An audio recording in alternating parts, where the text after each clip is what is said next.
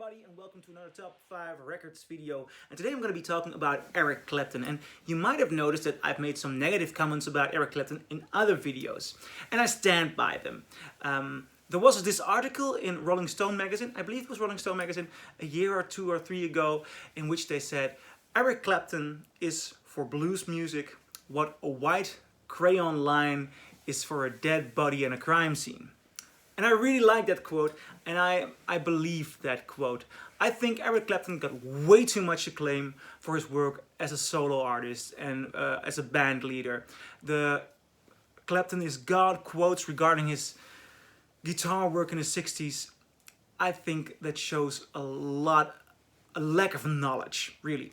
Clapton claims or says he is influenced by blues musicians like B.B. King, and that Live at the Regal by B.B. King was a great example for him. And if you listen to a record like that, you can hear what Clapton is trying to do in his entire career to get this laid-back, relaxed blues feel. The entire idea of slow hand comes from his example of B.B. King.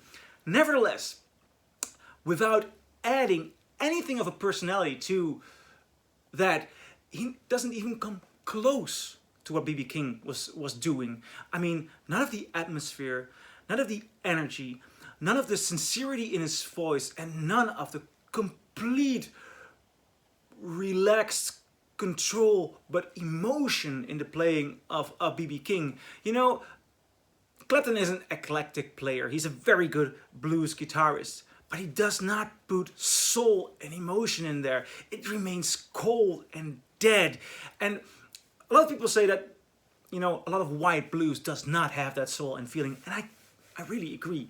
I think it's doing the blues, you gotta give some honest, sincere interpretation. And I cannot understand why people were so enthusiastic about someone like Eric Clapton and, well, did not know about great others like B.B. King, Albert King, Howlin' Wolf, Muddy Waters, but even within the white blues scene, casually forgetting Taste and Rory Gallagher. I mean, Rory Gallagher, when you hear him sing, when you hear him play the guitar, there's fierceness, there's energy, there's something of a unique personality. And Eric Clapton has none of that.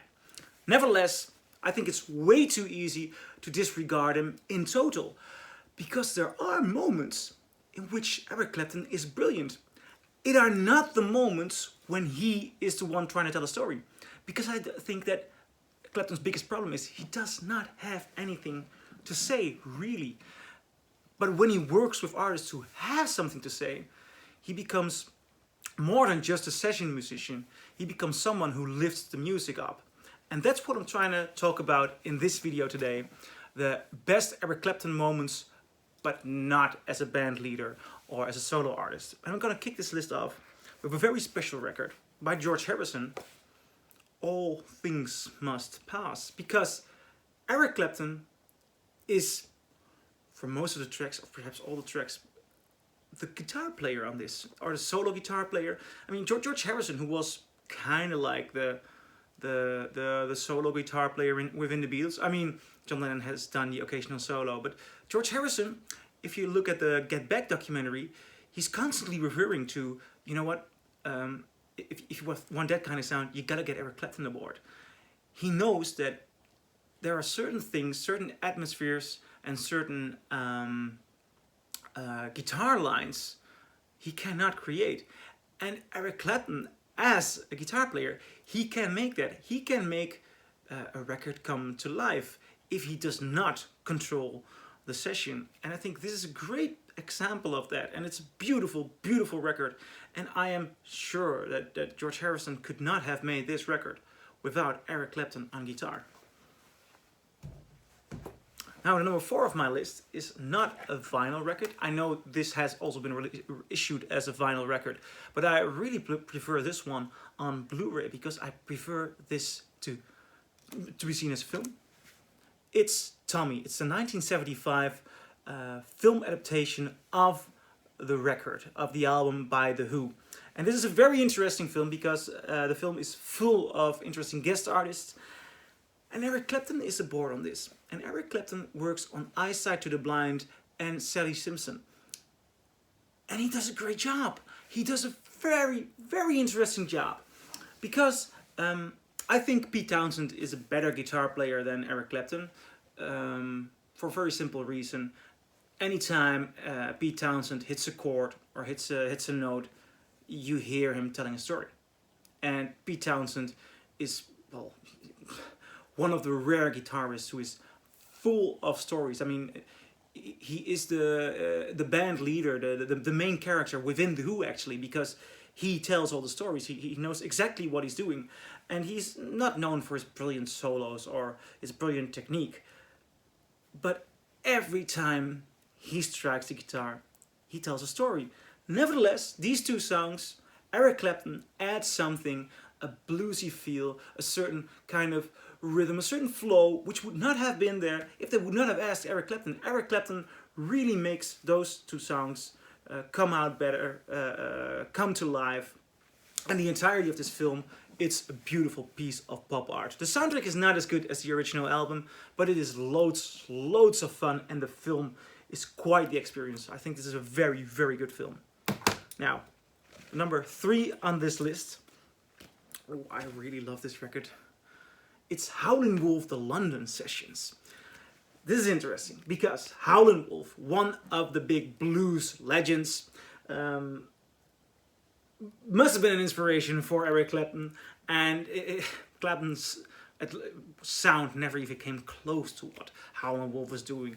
This man is a pure, roaring, howling blues artist. I mean, I completely adore his voice and his songs, and there is so much honesty and sincerity in there.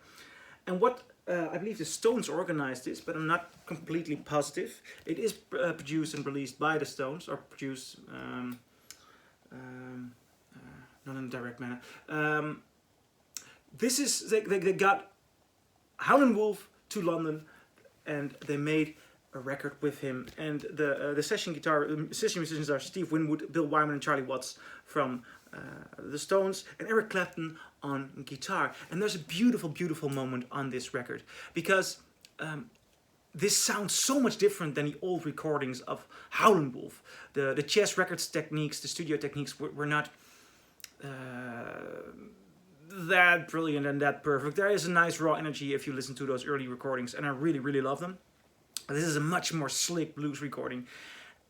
But the sincerity of Howlin' Wolf with the slickness of Eric Clapton, brilliant combination.